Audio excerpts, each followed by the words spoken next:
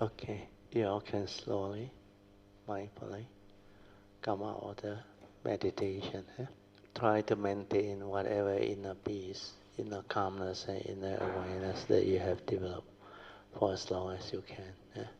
Then make it a point to develop what we call the stability of daily mindfulness. When your mind has been trained, it is a heedful mind. So this mind that is heedful can develop a lot of understanding, and it's very different.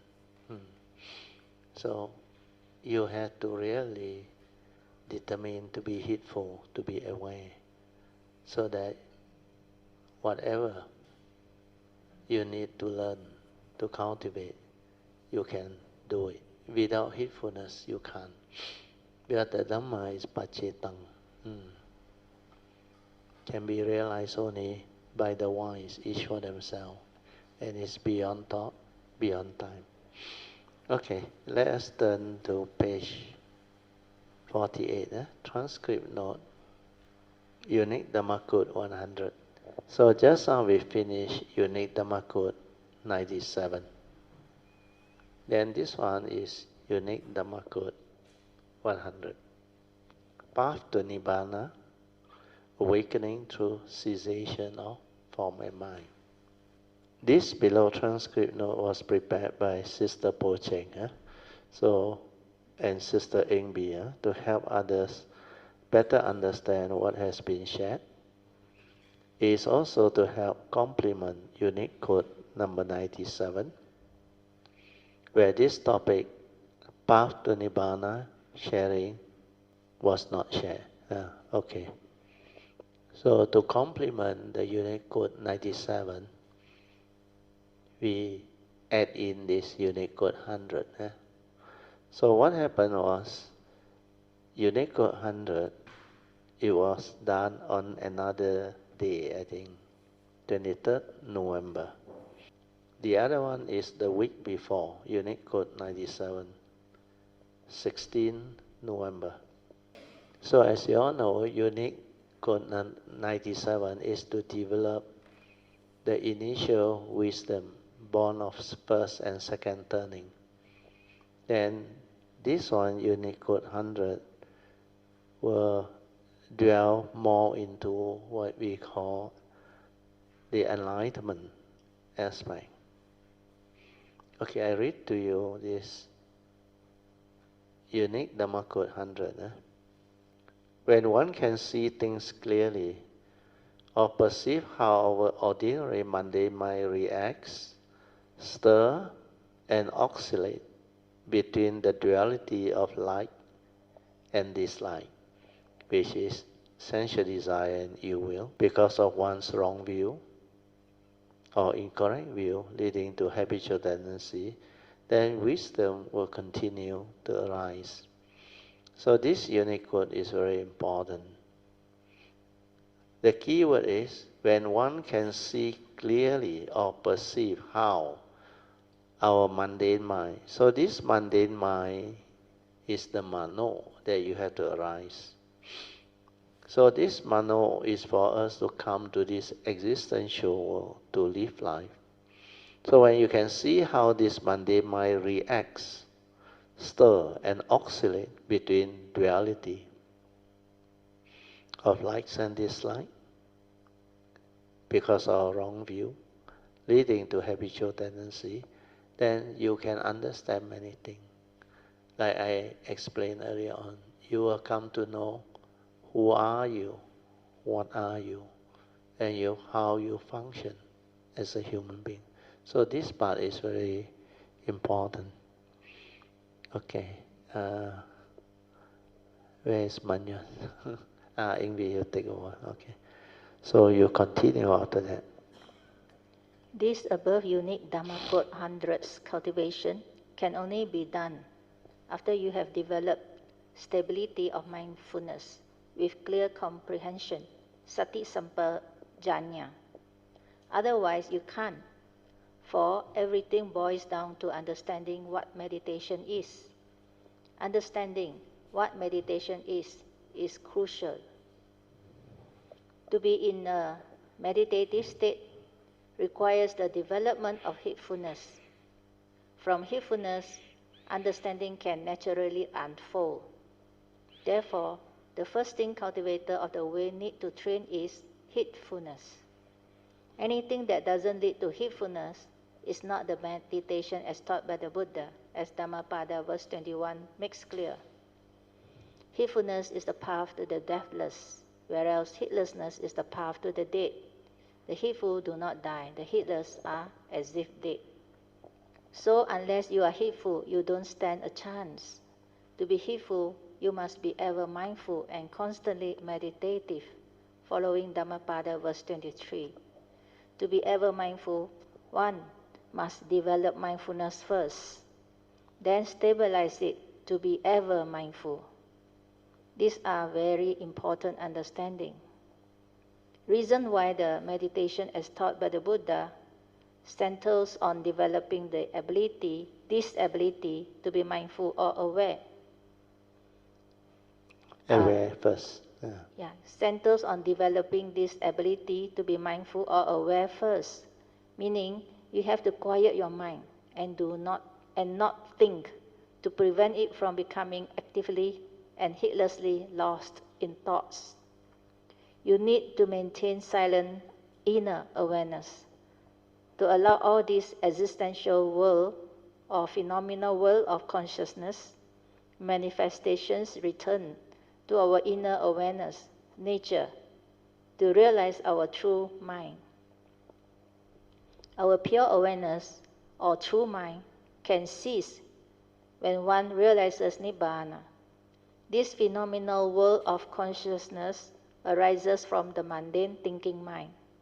When one cultivates with the true mind to realize the enlightenment via the direct seeing, one develops wisdom. With this wisdom, the mundane mind realizes itself and ceases, thereby returning to the source. The source, you can call it your true nature, your original nature, your oneness nature, or Buddha's nature. Some call it Nibbana, or the singularity. Some even call it God. It is how you understand it. God, because they believe it is an eternal or a deathless, almighty entity, not knowing that it is not a being. You have to understand this significant difference. Then the first thing to come out from the source is the pure awareness. This pure awareness is what our true mind or original nature is. From here, the source we manifest as the pure awareness first. This pure awareness creates mundane thinking very fast. This mundane thinking created the mundane mind. This mundane mind then created the phenomenal world of consciousness. Most human beings cannot develop understanding of all this because the moment you are born, you are so used to this conditioned mundane thinking or mundane mind's activity. Then your brain, together with its registrations, memories, and conditioning, starts the accumulation and thought processes. For thoughts are response to memories. You accumulate all the knowledge, views, opinions, conditioning, belief system, phobias, and life experiences, both good and bad, etc. This is how your brain and its memory create all the delusion and entanglement, leading to all your deluded wrong views. Then from here, the mundane mind, through your senses and your consciousness trapped inside your body, created the 18 sense realms which manifest into the phenomenal world of consciousness. So, to meditate is to understand all these movements and manifestations. How from here the source, we move up to there the phenomenal world of consciousness. This is the whole 4 stages of the creation process. Most people can hardly understand the source and all these other manifestations because they can't even be here at the pure awareness level. The pure awareness is where sati, or our silent true mind, is.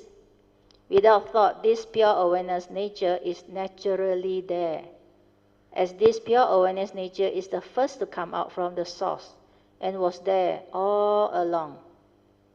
That's how the Buddha came to have such clear understanding. He said, mind, this mundane mind, is the forerunner of all things, and when this mundane mind arises, all things arise. The phenomenal world of consciousness arises. Realizing this in the meditation is to see the creative process with your sati via your direct seeing, to realize the wisdom, to understand how all this manifests, thereby liberating your mind. When your pure awareness nature is very stable, you can see clearly how the movements from the pure awareness nature into the thought processes via the mundane thinking happening very fast. Then how your senses via consciousness manifest the phenomenal world of consciousness. There is the seeing, hearing, smell, taste, tactile, and thought consciousness. Reason why without the stability of awareness or sati, one cannot develop the understanding. Only through mindfulness can one understand how living beings that are heedlessly lost in thoughts, via their habitual tendencies and conditioning, etc., cannot see all this. They don't even know how the mundane mind manifested the phenomenal world of consciousness and how the mundane mind came to be. If they cannot understand the mundane mind, then how can they understand the two aspects of the five aggregates of form and mind? Here, when I describe and explain all this, it may appear to you as if it is very easy to understand. But when you are living life as a human being, here at the mundane mind level, even projecting onto the phenomenal world of consciousness level, how can you understand and cope with what arises or happens in life? This phenomenal world of consciousness is the one that can entice and lure you via your delusion. It is here at the existential world or the phenomenal world of consciousness where everything happens and living beings are completely lost here because they are hardly aware.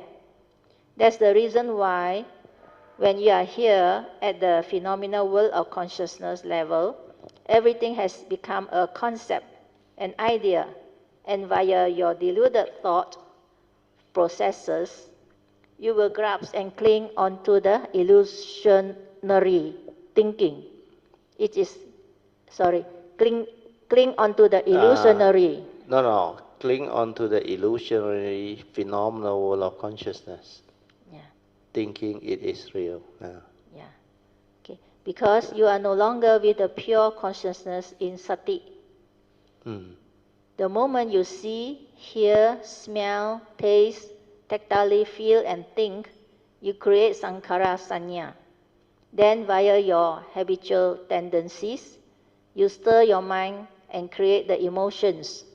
That's how you get entangled here at the phenomenal world of consciousness. So this is the conditioned world where you get conditioned and entangled into suffering and affliction.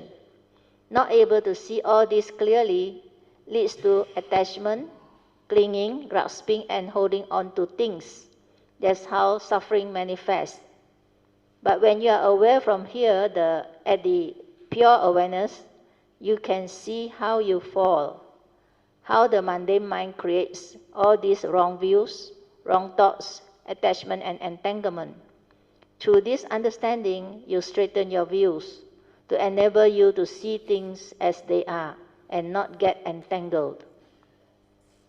So the main purpose of meditation is to see all this clearly, then retrospectively reverse it via wisdom, after knowing how you get entangled. With this clear understanding born of this pure awareness, direct seeing and awakening, you will realize the wisdom to awaken, liberate and free you. Then this phenomenal world of consciousness and form will not have any more power to delude you. That's how the whole illusionary world created by consciousness collapsed in front of you. Then you understand very clearly this is just a form and mind, which is a vehicle and a tool for you to come to this existential world to live and experience life.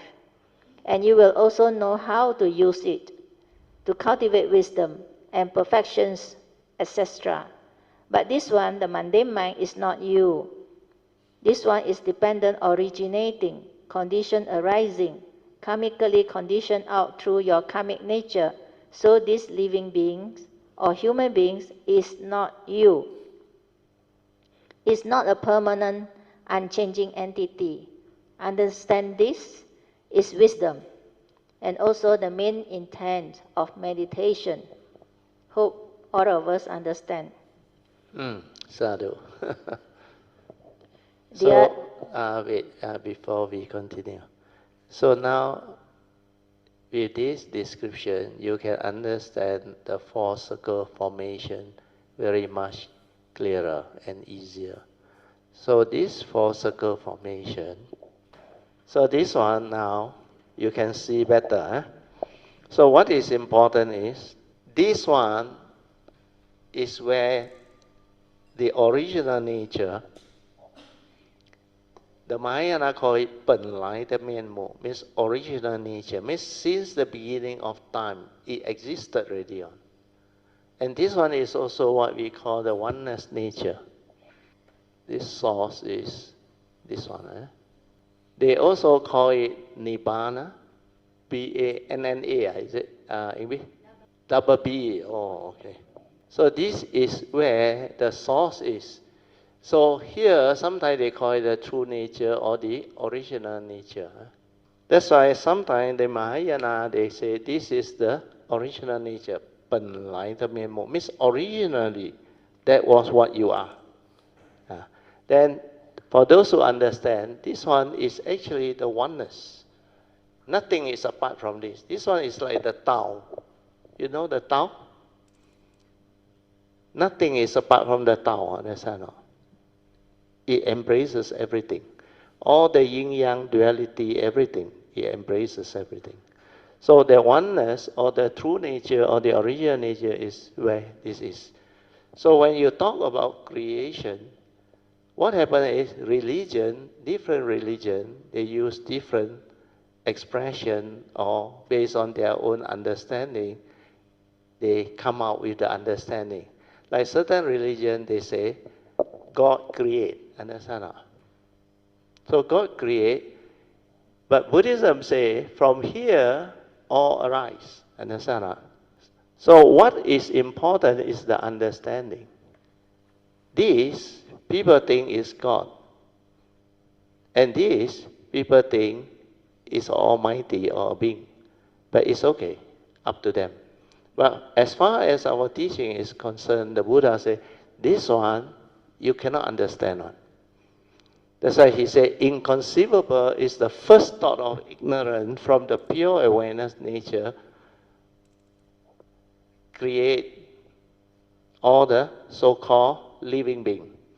So all this existential segmented life or all the living being that comes about through the karmic process, it starts. Then when you arrive at here, this is the mind, the phenomena, the mind, which is the mundane mind, that through the senses can project into the phenomenal world of consciousness. Understand? Then there is this law of karma, that trigger of the karmic process. So this creation is unending. So what is happening is, there is a karmic nature. So this karmic nature is the one that drives the creation. Can see. Because of this karmic nature, each and every of these segmented life living being, or you call for our case is the human being. They will actually arise, born, die. born, die, born, die. And when you are born, the first thing to come out is, of course, the pure consciousness trapped inside the human body. That's how karma can take place. And the karmic process is the one that responsible for the arising of the form and mind. Means the physical body and the consciousness trapped inside. So this form and mind is what we call the living being. But the mundane mind is the second aspect of the five aggregate of form and mind, is your thought process, your emotion and all those things. So all this trigger off like the physics experiment. Upon contact, the light bulb lights up, you become conscious. So through the senses, you can know the world. You can interact with the world. You can actually become conscious of what you see, what you hear, what you smell, what you taste, what you tactile feel and think. So this process created the karmic law. That's why every of your mental intention that drive all this is stored in the karmic nature, understand not? And what happens is, if you don't have the understanding of this creation process, you will be like the traveler in space and time, deluded, thinking you exist.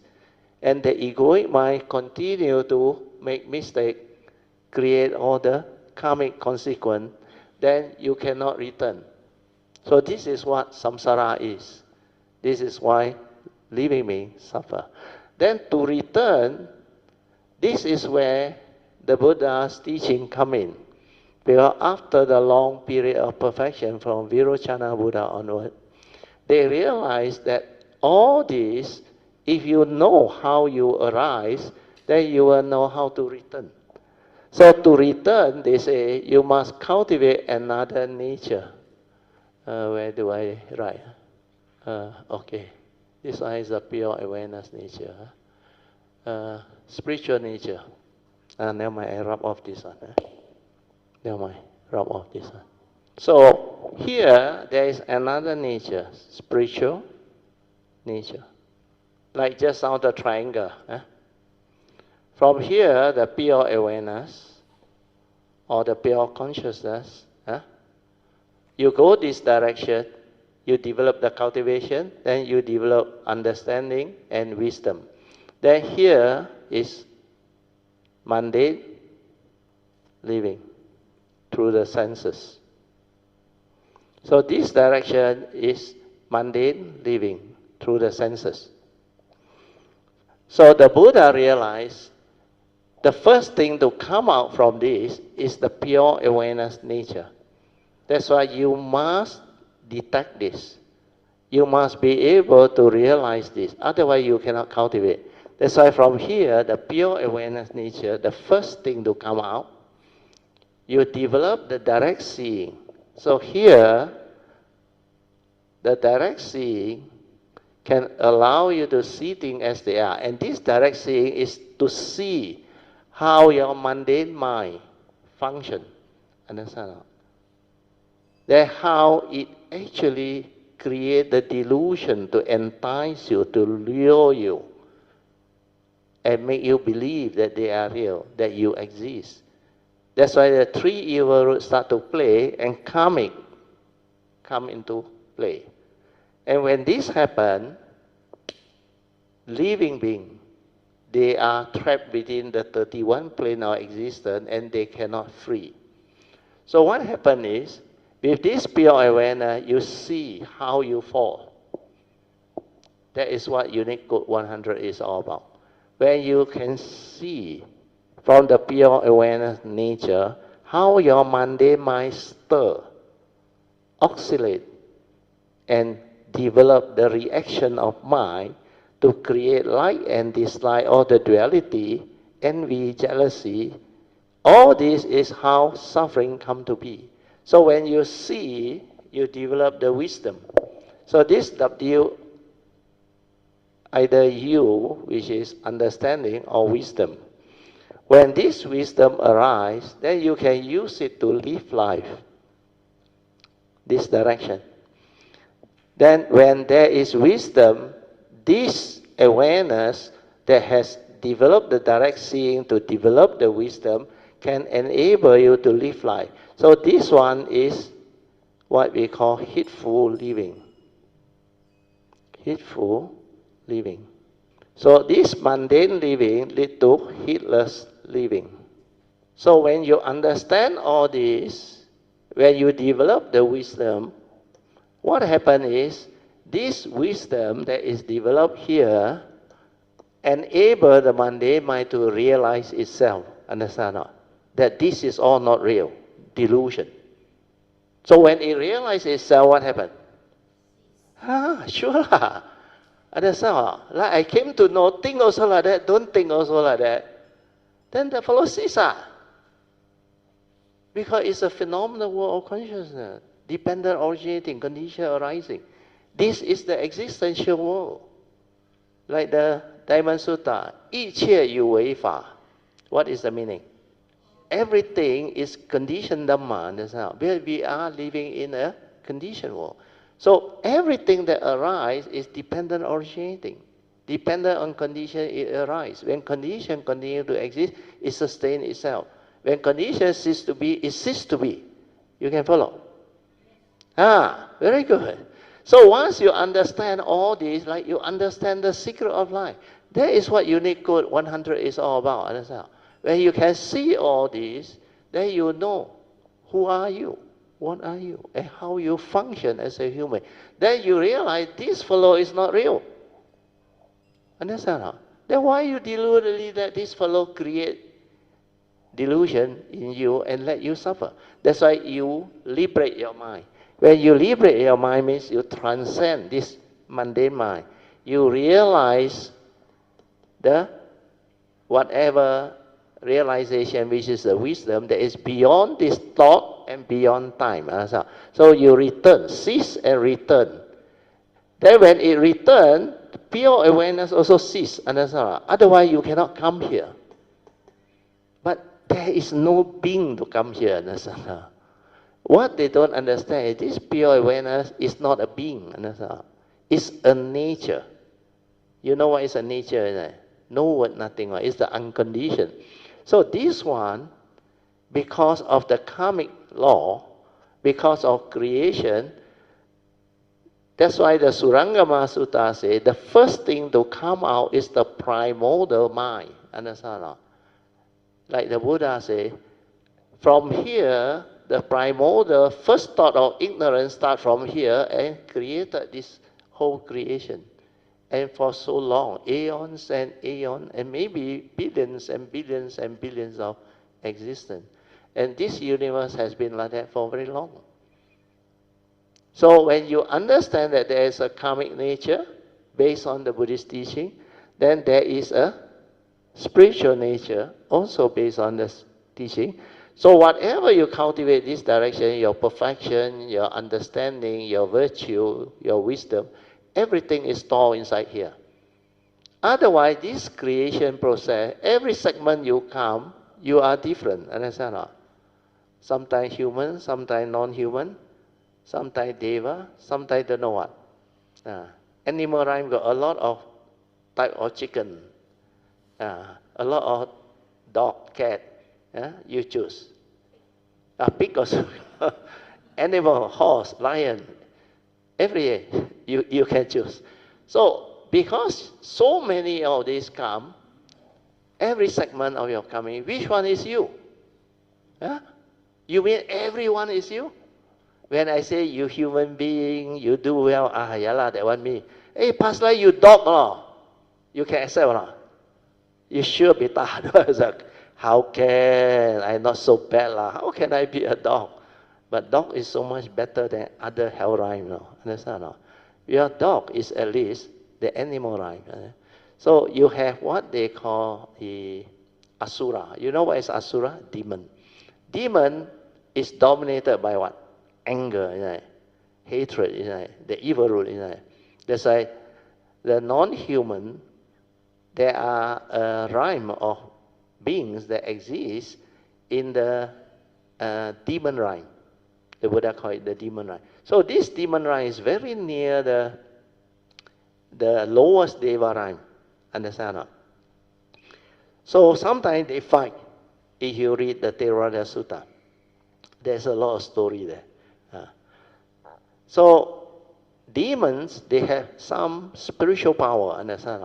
But they are dominated by their anger, their hatred. So because of that, they cannot become devas, understand? Yeah. Then below that is what? No. The human rhyme is above. Animal rhyme, yes. After the animal rhyme, then only the other two. Hungry ghost, understand? So when you are in that rhyme, not so bad, understand? But you read the Theravada Sutta, then you know. Demon is Asura. Demon is Asura. Asura. When you are as a, what they call hungry ghost, Peta, yes, the word is Peta rhyme. That one, the Buddha, if I got time, I read to you the Theravada Sutta. The Buddha said down there, not like here, so fortunate, no. There is no plowing, no merchandising, no trade, nothing one. No. Means you cannot earn money on. No. You only depend on what? Money transfer from? Relative. That's why we all idang menya tinang hotu, understand? Every time you idang menya tinang hotu, they all receive, understand? So there was an incident during the Buddha's time. It seems this king, Bimbisara, he was at a very early stage of existence where Kassapa Buddha, before Sakyamuni Buddha. So this group of what they call Peta, they were born in the Petas. And the reason why they were born in the Peta rhyme is, they were born in the hell rhyme. Then they slowly, through the karmic process, come out and reach the Peta rhyme. But by the time they come out to the Peta rhyme, the whole planet, the whole world, he got no more relatives.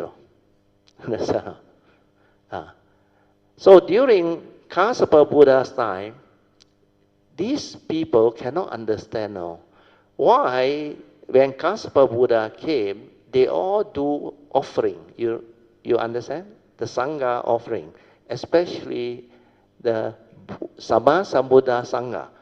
And a lot of beings related receive, but they don't receive. So they cannot understand. They went and see Kassapa Buddha. Then Kassapa Buddha checked. He said, you all, the karmic, terrible. There was one Buddha's time when they have this, what they call offering to the Sammasambuddha Sangha. You know what they do? They misappropriate the funds. Understand? And because of that, it was sent out to hell rhyme, very long, and slowly come out, and at the Pitta rhyme, no more relative up there. Understand? Then Kassapa Buddha checked, He said, okay, there will be one, King Bimbisara. When Sakyamuni Buddha become a Buddha, you know how long? A few words ago. He said, when Sakyamuni Buddha become the Buddha, this King Bimbisara will offer. He is related to you in the distant past. He said. Then you all can receive. And you know what happened? When Sakyamuni Buddha came, King Bimbisara really celebrate, offer all those things. But he didn't chant Idang Me Tidang Hotu. They also didn't receive. No. Then according to the Jataka story or the Sutta, you know what happened? King Bimbisara that night cannot sleep. All of these Pitta go and kacau him. Wow, then he got nightmare. Then the next morning, early morning, when I see Sakyamuni Buddha, he said, what is this dream all about? Then Sakyamuni Buddha checked. These are your good friend, relative, long time ago. You're supposed to share merit. Then the king asked, how? Offer one more time. Second time, when he offered, Sakyamuni Buddha create psychic ability for King Bimbisara to see. The moment they offer, and he transformed it, idang menya tidang hotel. One by one, all those helping manifest and come out of it. Some become deva straight away. Instantaneous birth. So if you want to understand karma, that story very good. So if what I want to tell you is just now, asura, demon right, animal right, is higher than peta rhyme. You understand? Or? Because peta rhyme there cannot work, cannot merchandise, cannot make money. You have to depend on others. So I used to joke with Kayamita. If you go to Petarai, you don't worry on. All the Kayamita, anytime, ever ready, idang me, tidang ho tu, you come out already. Understand? But don't take for granted lah. Like all those that misappropriate the dana, go down so long, come out, all the Kayamita no more. How? You have to wait very long. You know there is a joke, Tan Chin Nam got a brother, Tan Sri, or Dato, Tan Chin Nam. The brother is Tan Chin Ku. Wait very long. So you don't end up like that. So this is try to let you understand because karma don't play a fool. Understand? So joke aside, this is a real Jataka story. So when you understand all this, the mundane mind realizes itself and cease and return. But when it returns, the pure awareness also cease. That's how you come back to here. But there is no being, understand? Because this pure awareness nature is a nature. It's not a human being, understand? It got no duality, no word, nothing. But this is unconditioned. But when you are here, you need a form and mind, a vehicle and a tool to have this. Well, this is the gateway to your nature. Understand? From here, you can return.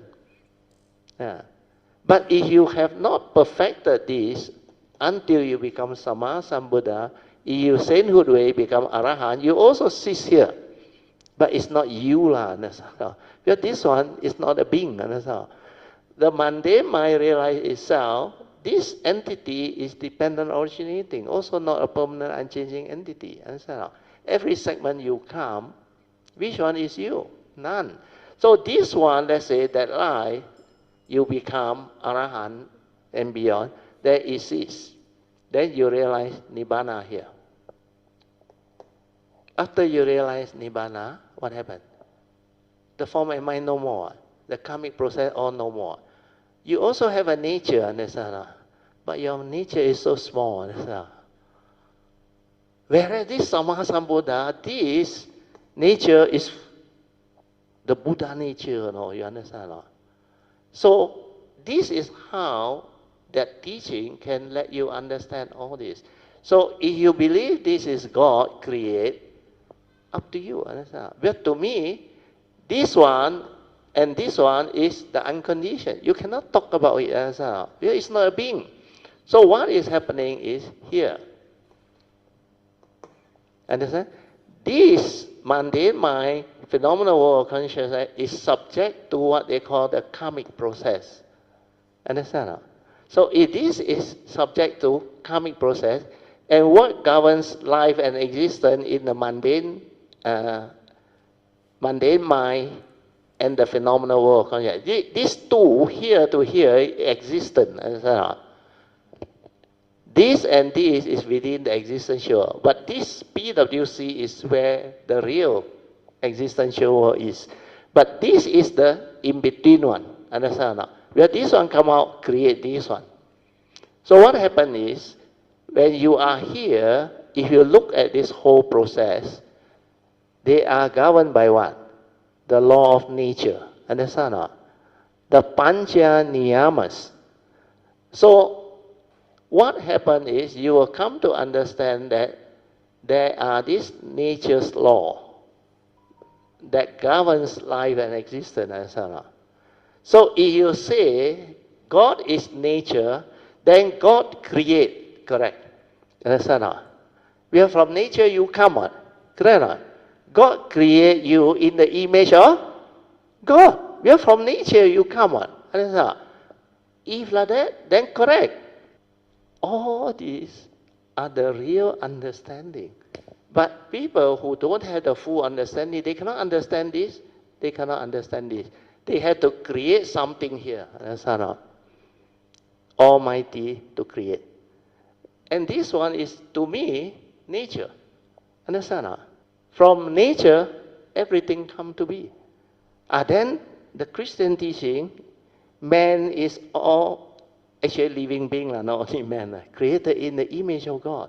Means from nature you come, understand or not?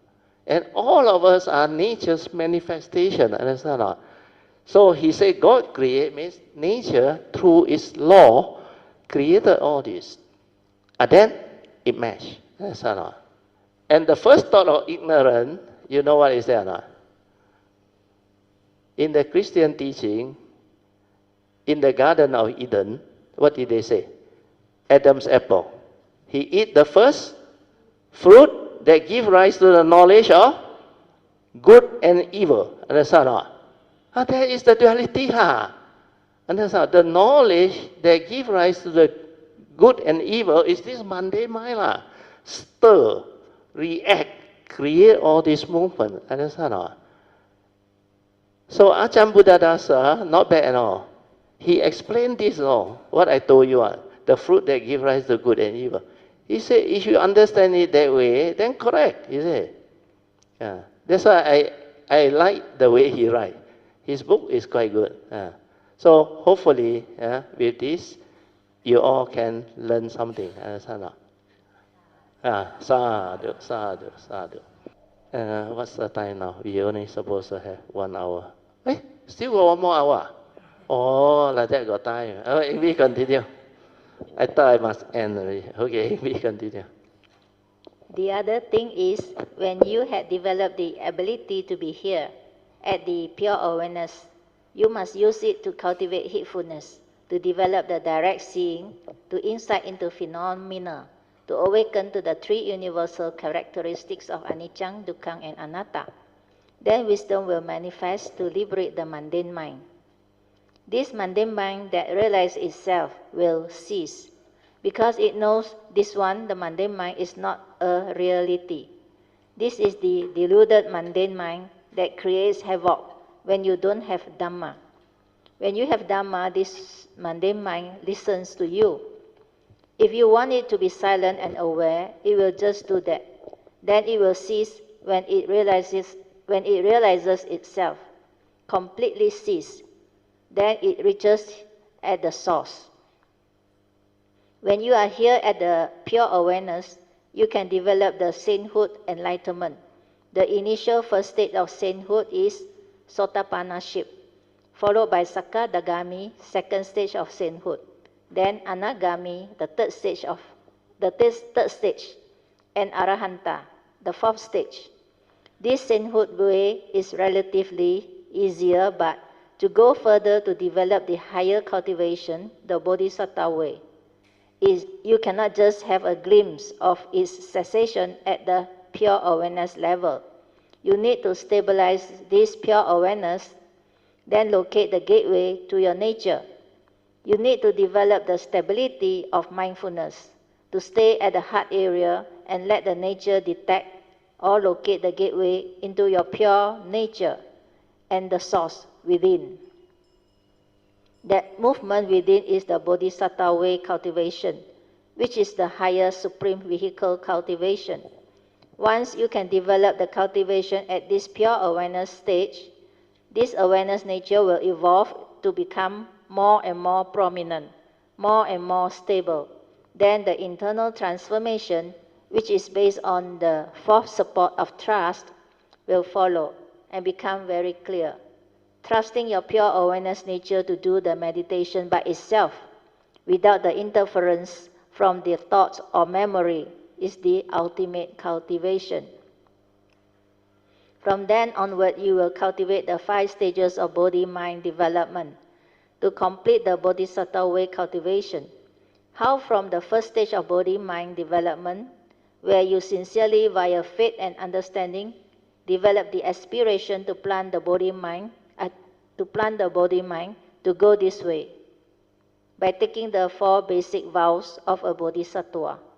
Then from there, how you develop all the understanding the wisdom path, to arise the body-mind that can free you from all suffering, meaning able to endure and severe all suffering. This is the second stage of body-mind development. After that, develop the body-mind that illuminates that nature. That one is the gateway cultivation, without which you cannot do it. This third stage of body-mind development that illuminates that nature very clearly can only be done after the bodhisattva has detected the gateway and gone through the internal transformation. Then the whole nature becomes very clear and very beautiful.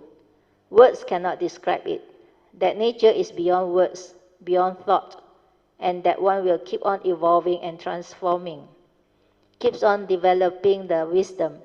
As the process goes on, your wisdom energy develops until it is very, very fine, until it has reached the level of fineness, that the mundane mind is too gross to remain. That's how the mundane mind collapses. When the mundane mind collapses, the pure nature shines forth. That is how it can illuminate nature. That is also the reason why Kuan Yin Bodhisattva under the Prajna Paramita Sutra recited. When he was cultivating the Prajna Paramita Sutra, he illuminated the 5 skandhas and realized they were all empty. 照见五蕴皆空.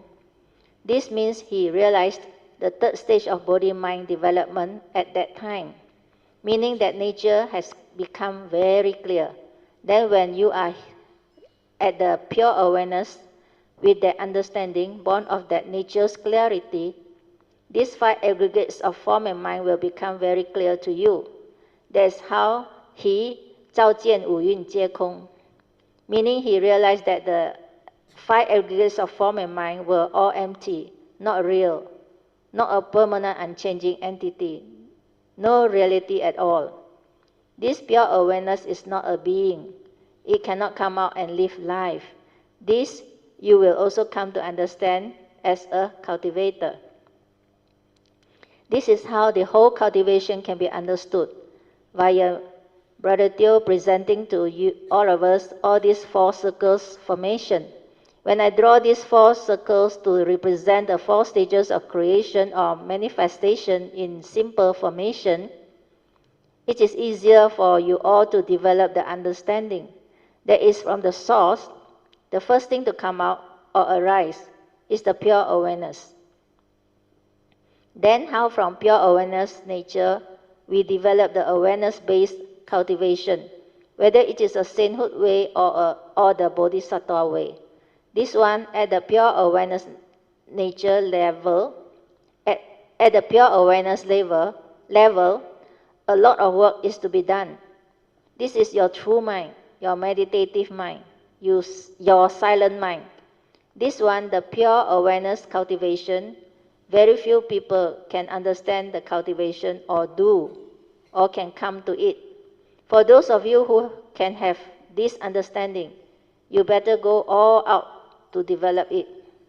After you have developed it, you will understand the true meaning of living beings and their actions. This one, your actions, pure awareness nature, will take you back to the source. When this pure awareness develops the clear understanding, it will cease, i.e. the pure awareness nature will also cease. Then you merge with the source. Only then can you understand what this thing is. But when you are inside there is no word, nothing. That's why you cannot talk about it. You cannot describe it. But the moment it comes out again from the source, you can see this coming out process to pure awareness stage. Then how from pure awareness, it creates this mundane mind, which in turn creates this phenomenal world of consciousness. You can see all this very clearly when you go through Nibbana, the whole process of cessation, meaning you will come to know how all this creation returns and ceases. Then from the source, how the pure awareness come out again, because not time for you to die yet. As your aggregates of form as your aggregates of mind are still there, your karmic life force is still there. That's why they call it the Arahant with residue. Meaning the 5 aggregates, they are still there. You are not supposed to parinibbana yet. And because of that, this one can come out again to pure awareness. It is like for you to witness the creation process. During the coming out, how the first arising of this pure awareness from the primordial nature or the source comes about. Then from the pure awareness, how it actually how it actually falls via mundane mind's delusion and becomes what it is now. All these subsequent aeons and aeons of birth and death is what samsara is all about. Ability to return and realize the cessation of form and mind, leading to the realization of Nibbana, where the pure awareness also ceases, is what enlightenment is all about. After that, if you are not supposed to die yet, means not supposed to parinibbana yet, then this pure awareness can come out again. When it comes out, depends. When it comes out, depends. It is not for you to decide because it is the unconditioned. But you will know how it comes out. When it comes out, the first thing to arise is the pure awareness. This you can see it very clearly. This one manifests first. When the pure awareness manifests, Brother Teo still remember from the heart area, the inner pure awareness nature, that pure consciousness come back. The pure consciousness inside then split into 3 areas of consciousness. One part of the consciousness goes to the brain, one part goes to the dantian, the other one resides at the heart area. Then it starts to animate you into a living being or human being for our case. I can still recall during that time, in 1989, here at the brain, the whole thing ceased. When you go through the cessation of form and mind to realize Nibbana, your whole brain here, the activity all ceased. There is no movement at all, completely no movement or activity, but you are not dead. Then I remember when the nature came out, the first thing that came out was the pure awareness. Then this pure consciousness, it splits into 3. The moment that awareness or pure consciousness came out to reach the brain, at the forehead area was like animated zoom like a dynamo. It started to function again. Then you could see all the activities, the movements. Initially they were like very slow, very slow. Then at the heart area, also the same. The heartbeat and everything else, they returned. Then the dantian consciousness manifested the mundane energy that you need for living, for moving or doing whatever the human being needs to do. It is from the dantian. This consciousness at the heart is where your conscience resides. It is also responsible for the arising of your emotion and your pulse of life. So the emotion is at the center. You remember I told you? It is very near the heartbeat actually. But gateway is further to the left. It may not necessary that everybody is the same, but more or less. Understand? Okay, continue. But up here at the brain is memory. You can see them clearly. After that, how the senses slowly come into play. How upon contact of mind with their respective sense bases, trigger off the paticca samuppada, the 12 link movements. How your mind goes to the brain, the memory, to retrieve and input the content. You remember what my wife told you? Yeah? How it go to the brain and retrieve? This one, when you come out, very clear one. No? That's why all this can be understood. It's not you believe, understand? No? You really can go into the cessation and from there come out again, and how the creation process starts, and you become animated back to a human being. No? That's why all these are the what they call Dhamma that can bring about what the Buddha say. This Dhamma ipacetang can be realized by the wise, each for themselves. That is the reason. If you don't go through that cessation and come out, how can you understand? True or not?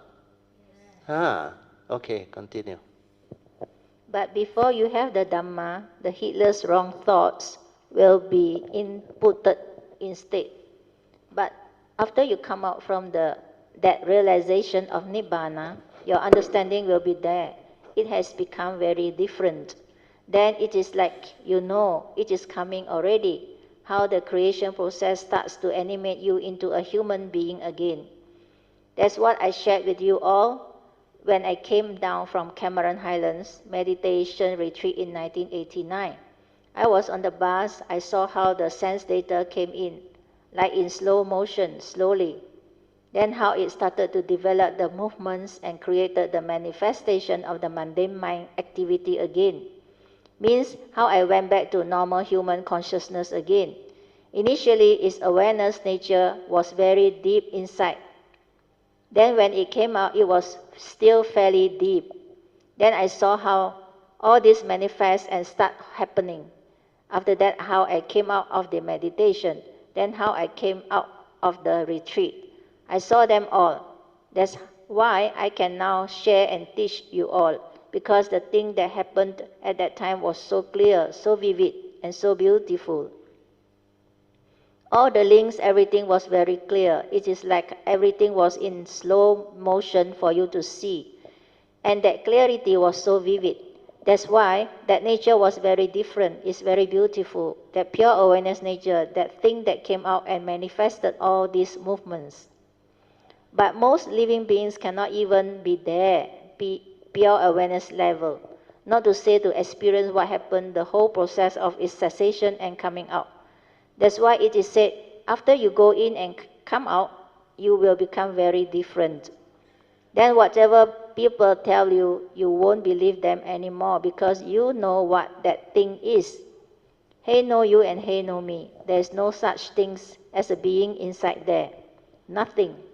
It's just that pure nature's movements and activities. The phenomenal world is just like an illusionary world. Just like the Buddha's analogy, consciousness is like a magician, an illusionist that creates illusion. Then the five aggregates analogies are exactly like what the Buddha shared. He said, form is like foam, no reality, appears very solid but disperses very fast. Only the four elements that go the way of nature. Going through birth, aging, going through birth, old age, sickness, and death. Feeling is like bubble, pop gone, all your feelings. If you don't believe me, when you are mindful and aware, when you are sick or with injury or having unpleasant sensation, you will come to realize those sensations arising and passing. They are moment to moment, with nobody inside to feel, nothing. It is just paticca samuppada, dependent originating. Upon contact, feelings arise. But when you have the wisdom, feeling can remain as pure feeling. It doesn't condition craving, and you can see them all very clearly. That's why the analogies given by the Buddha were very beautiful. Then perception is like a mirage in the desert, also no reality.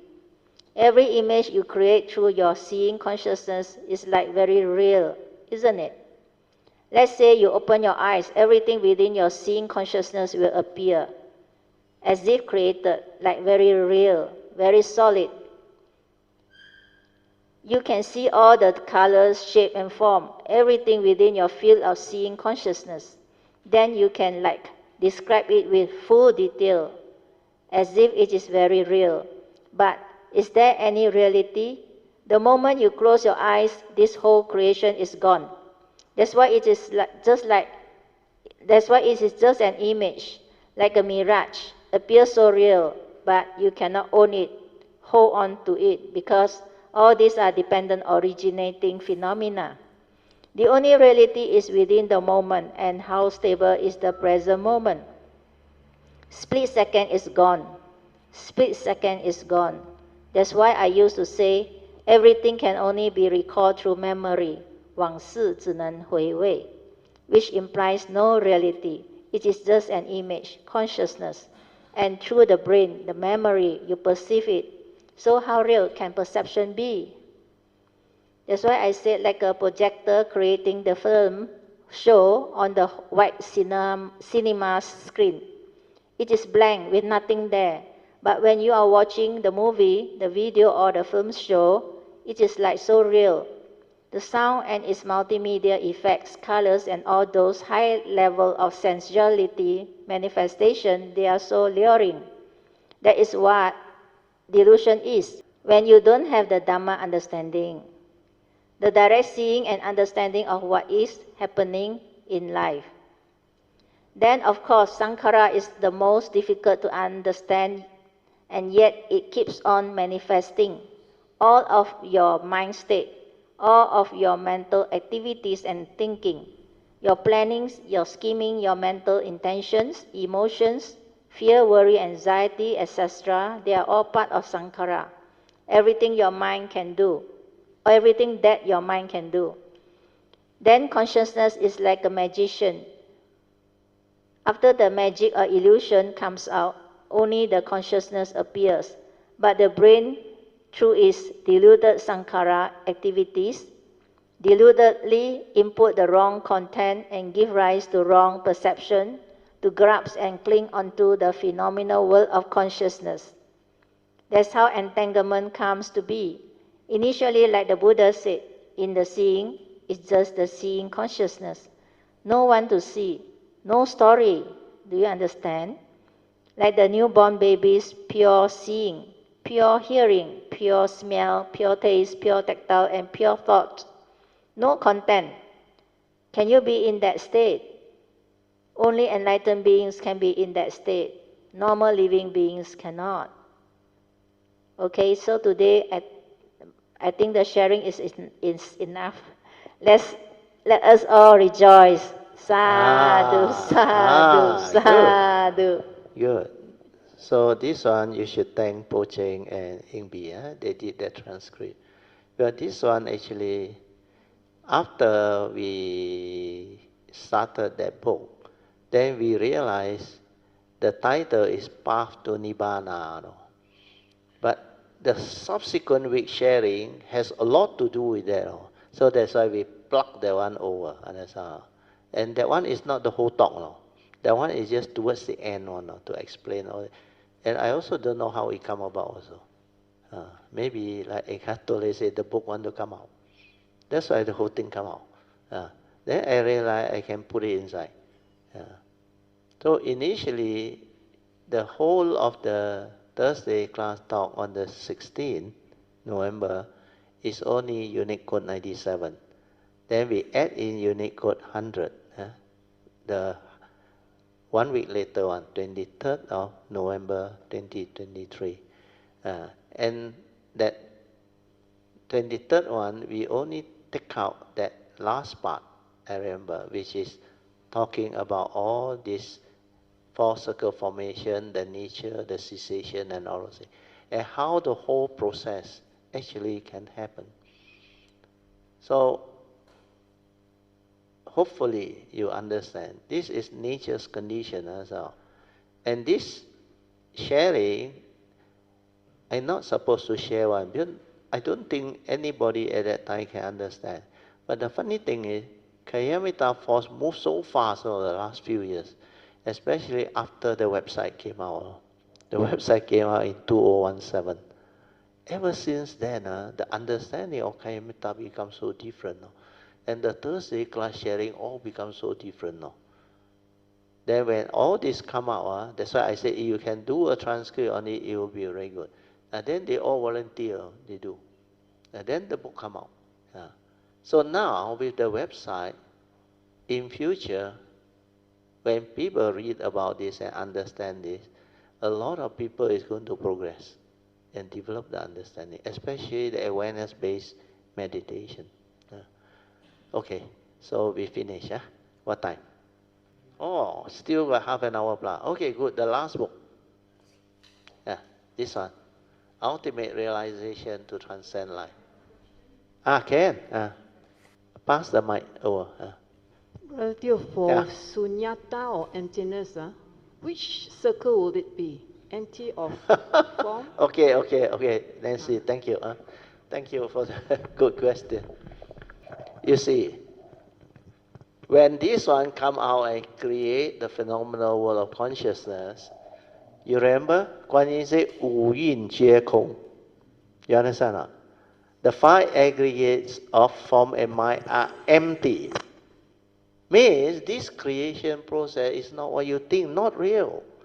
Empty nature of existence. Why? Like I explained, you cannot deny you were born.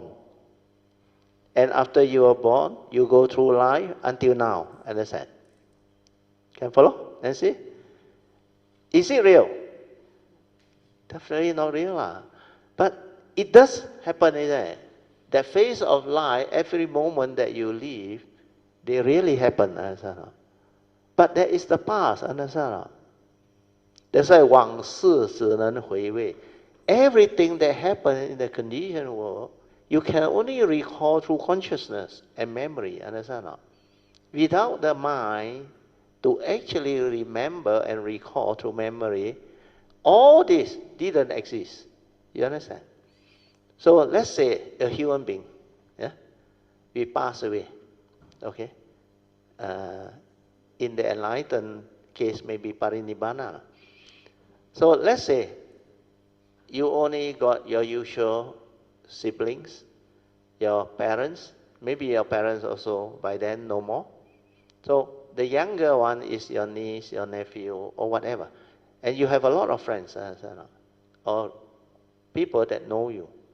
So after that form and mind, let's say this segment, pass away, only these people who know you can hold on to the memory that you existed. Understand?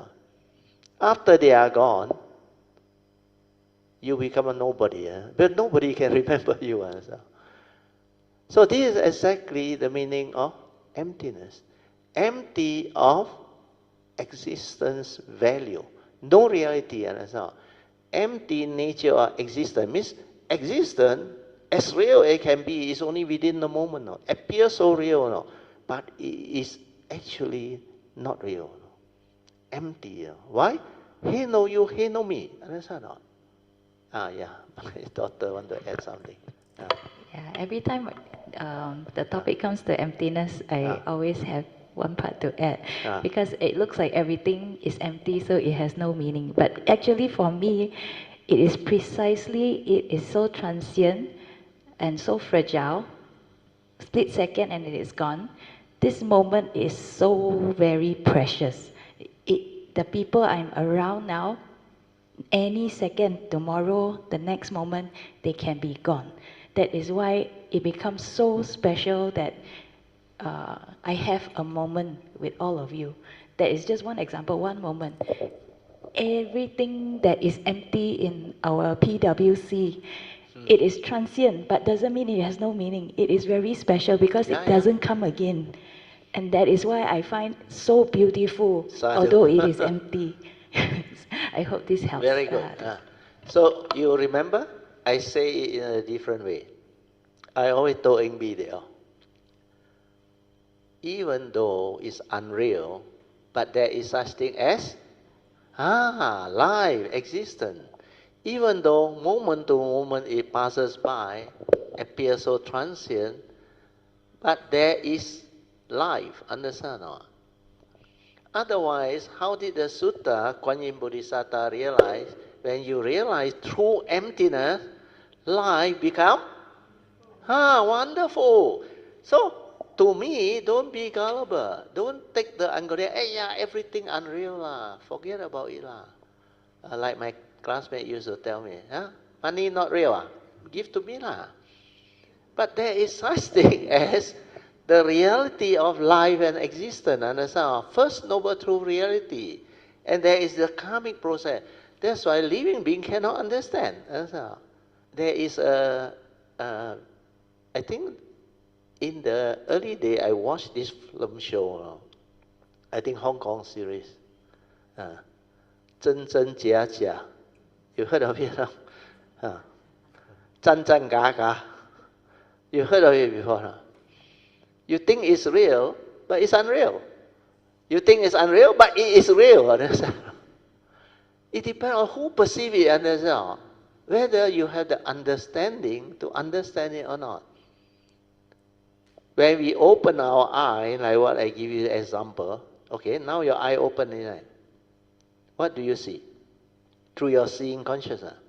This meditation hall, right? Me, you, all the human beings, all the tables so solid, right? Who created it? Huh?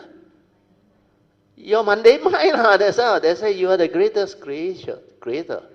And you are God, understand? You create through a consciousness, understand?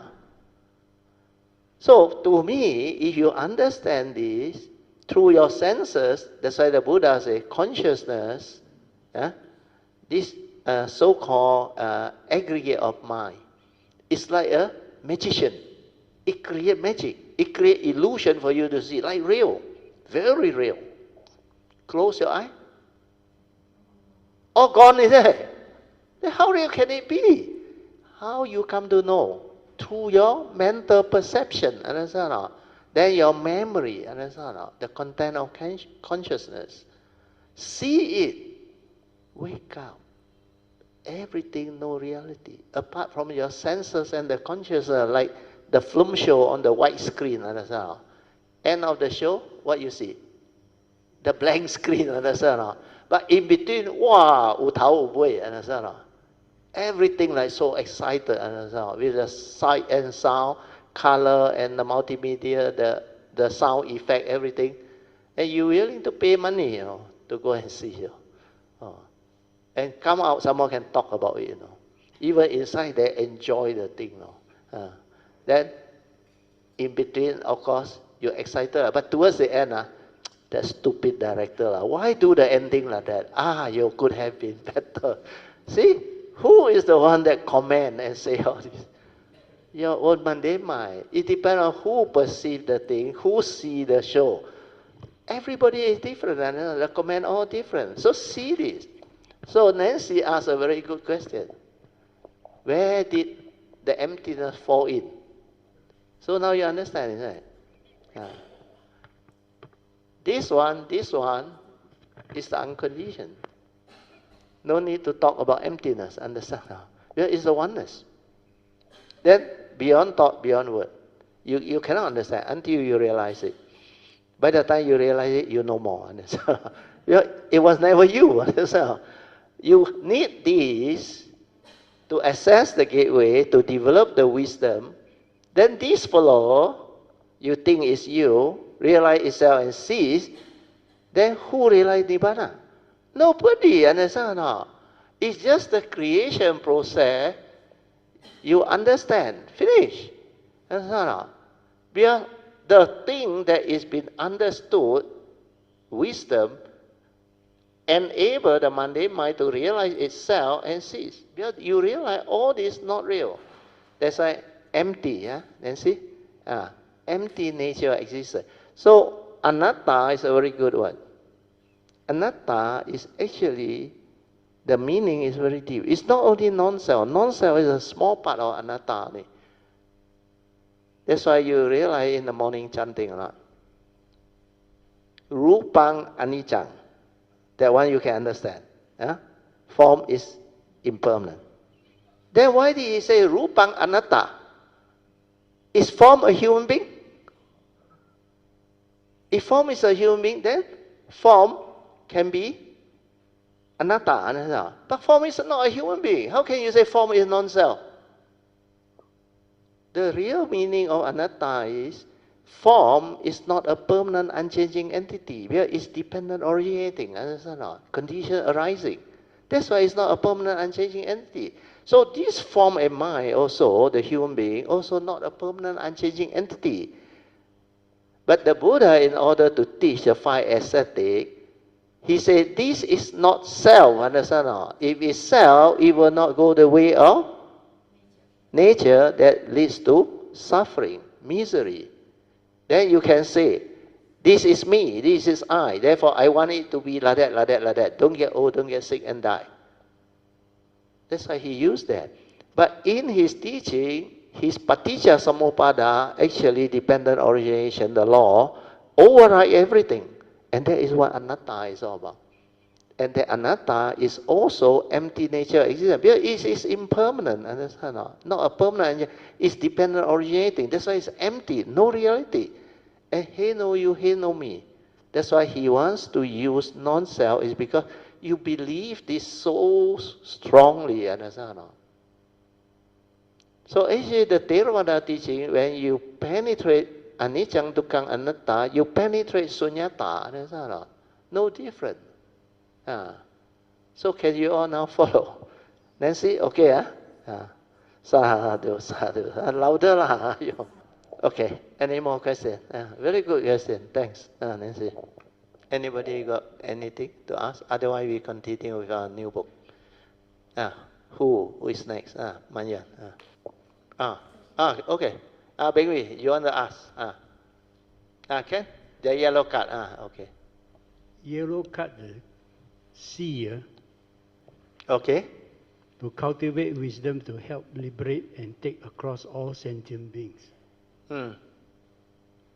I just want to understand how to... Page 2, number 3, is it? Yes, number 3C. Oh, okay. So what is your question? How do we... cultivate wisdom to help liberate and take across all sentient beings? Yes. Oh, very easy. Okay, now you listen. This is your first bodhisattva vow, understand? If without wisdom, how can you take them across? Understand? So this, wait, now I explain first, then if you got further question, you can ask. I said, having developed the above right view, this nature of my vows to always keep the following 3 sets of pure precept, following the advice of all Sammasambuddha. Means it comes from Dhammapada verse 183. You understand? Dhammapada verse 183 is Sabba Pasapasa Akaranang. So all evil you must avoid. Okay? So A, to avoid all evil. That is the one. But because you are a bodhisattva, you are taking this very seriously as a pure precept now. Very pure. Not only take precept now. Abstain now. You have to understand clearly what constitutes evil now. Otherwise, how to avoid evil? True or not?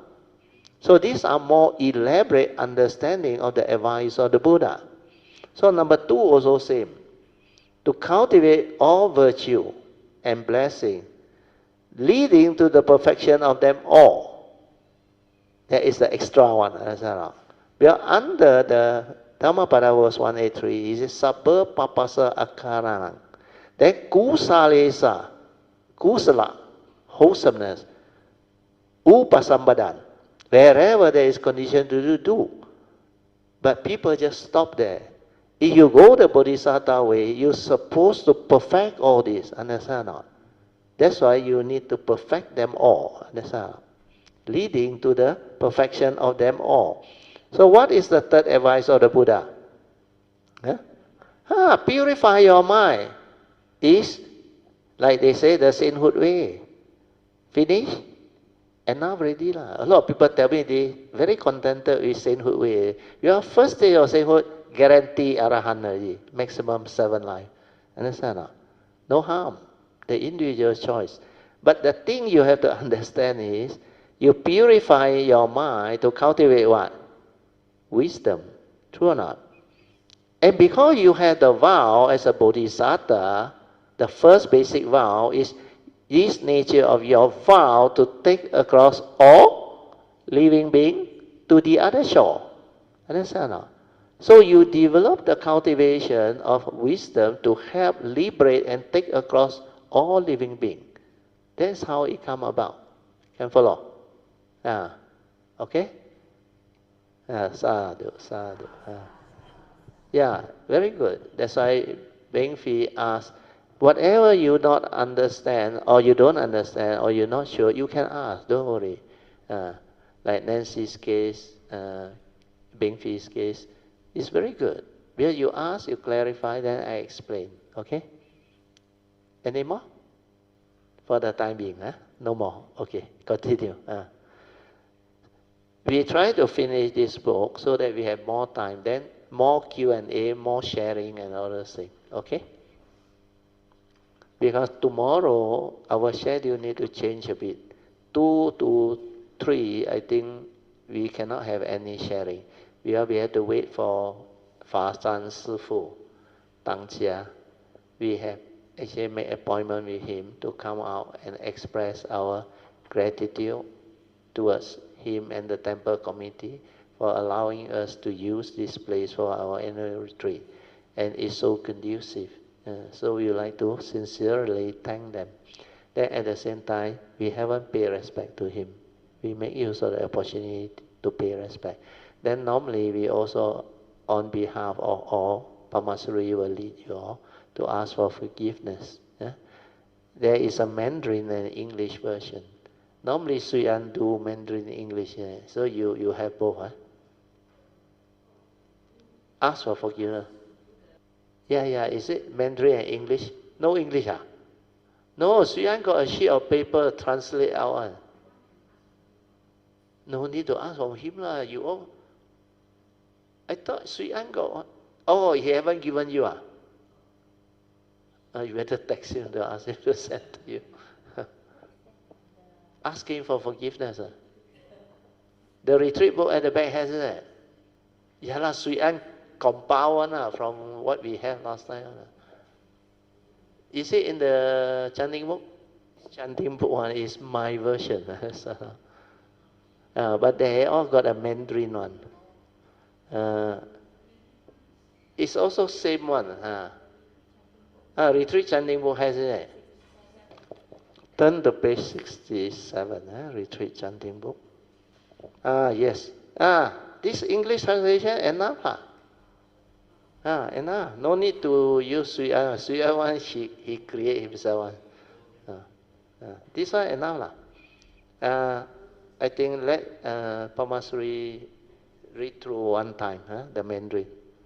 往昔所造诸恶业，皆由无始贪嗔痴，从生语意之所生，今对佛前求忏悔。So this is the one we will recite, asking for forgiveness. Actually, this one, if I'm not mistaken, is an extract from Avamta Saka Sutta. Yeah. It's from the Mahayana Sutta. Yes. So the English translation here is matching. All the unwholesome karma created by me, when your individual chant, arising from beginningless greed, hatred, and delusion, expressed through body, speech, and mind, I hereby. Why they add in the word regret? I just repent. Repent in front of the Buddha. No need to feel regret. You repent means you know already that this is wrong. So regret is a negative emotion. You understand? But you hold it inside there. You not supposed to do. Why I do? I hereby repent. Sincerely repent. The word better. Sincerely. Okay. Never send to me. I want to see what he wrote. Send already. Your Sui An one is very good. He every year use one. Sui An Zen up here. Sui. Oh, no wonder. He respond very fast. 好料 Sui An. This one is every year Sui An will do it on. He say, we on behalf of all Kayamita would like to ask for forgiveness if from the distant past until now, whether knowingly or unknowingly, that this nature of ours did something we should not have done, or didn't do something that we should have done, or have caused both of you any karmic negativity, misery, suffering, and misled, we would like to sincerely ask for forgiveness. May our sincere request for forgiveness be accepted. We vow to repent. We are following the advice of the Buddha to avoid all evil, do good, and purify the mind. Our mind, we are striving on with heedfulness. This one is, he drafted it, he took from all my sharing. Then he make it very well, and it's very good. This one normally during Kayanamita gathering, during retreat, he will lead and you all recite, which is very good. This is very complete. Okay? So look at the WhatsApp he just sent. So we should thank Sri Anna. Sadhu, sadhu, sadhu. Actually, Sri Anna did a lot of job, did a lot of good work, helped us in all the previous retreat. But this time, because of jet lag, he visited the daughter in the States. Because of jet lag, he said he better follow through Zoom, which is very good. So also give opportunity to other Kayamita to try to like take over his role. Actually, his role is very extensive. So like Song and who else that read the donation one. Last time all done by Suyana. So this one very good. So Fazan Sifu, we follow the retreat. Okay, make it simple. To me you follow this one. Okay, very good. Okay, Ultimate realization to transcend life. Unique Dhamma Code 105 teaching. Acknowledgement. It is the donor's intention that this Dhamma teaching in written form be shared with those who are interested and have the affinity to receive it. We would like to thank and rejoice in the generosity and wholesomeness of all donors and all Dhamma friends of all Kalyamitas who have donated their time and effort to help in the preparation of this book and to make the distribution of this book, Dana, possible. Special thanks to the following for their collective contribution to make this Dhamma teaching available in this print form. Ji Gui Yen, Alicia Cheong Pek Yok, Jiu Po Len, Han Mo Ching, Han Po Cheng, Padmasuri Liu, Lim Eng Bi, Lim K Beng, Ui Chui Hun, Te Jin Hao, Teo Su Yi, and Tuen Hi Hian. By the power of this wholesomeness, may all beings be well and happy, free from all mental and physical sufferings and dangers, and may there be love, peace, and joy deep within their hearts. May it also pave the way for there to be causes and conditions for all Dhamma friends who have donated or helped in one way or another to realize their good and noble wishes and aspirations soon as possible. Sadhu, sadhu, sadhu. All these are very wholesome. Continue. Unique Dhamma Code 105 on ultimate realization. To have the ultimate realization to transcend life, one has to transcend the present moment, leading to the cessation of the form and mind, to the realization of Nibbana, which is the unconditioned. The present moment may be the highest in life, but it is still within life. Pre-puja chanting. A very good evening to all brothers and sisters in the Dhamma. Today is 22nd February 2024, Thursday class. We will continue our Dhamma sharing from my book, Straight from the Heart, Unique Dhamma Codes. We are currently at Unique Code, Dhamma Code 105. Let us compose our mind and develop the Saddha, Viriya, and Sati to commence our pre-puja chanting. End of puja chanting. Awareness-based meditation instructions, Thursday class, 22nd February 2024. As usual, we will have our half an hour of awareness-based meditation. We will turn off the lights for you to proceed with your meditation. This awareness-based meditation is very important because it can help us develop the inner awareness or sati within. There are 4 supports to develop this awareness-based meditation, and they are relax, maintain awareness, stabilize the awareness, and trust. As explained previously, the silent mind without thought is awareness itself. So mindfulness is basically an awareness before the knowing. When you are aware before the knowing without thought, that awareness itself is sati or mindfulness. Therefore, we need to develop that awareness and allow it to stabilize. That is why the second support after relaxing the body and the mind is to maintain awareness. However, it is very difficult to maintain awareness. Maintaining awareness does not involve creating more thinking or thoughts and aggregates of mind. It simply means being aware of whatever arises at your 6 sense doors, whether it is hearing, smell, taste, touch, sight, or thought consciousness, and allowing them to pass through without further engagement. After that, refrain from continuing to think. After becoming aware, if you proceed to perceive and engage in thinking, the mundane mind will arise. If you constantly do that, it develops into habitual tendencies, eventually leading you to become heedlessly lost in thought. That is why maintaining awareness can be challenging. To maintain awareness means to refrain from thinking, knowing, and not going beyond pure perception. After perceiving through the hearing consciousness or other senses such as smell, taste, tactile, or thought consciousness, simply remain silent and maintain awareness. Then let it naturally fade away. Just be aware without attempting to know or engage in any activity. Relax, maintain awareness, and allow the mind to settle down. The third support following the relaxation of the body and the mind and maintaining awareness is to stabilize the awareness by continuously allowing it to remain in that state of awareness without thought. By doing so, your awareness will stabilize, allowing you to develop a very good and profound understanding of what this inherent awareness nature within is all about. Realizing this pure awareness nature, which is beyond thought, is very important.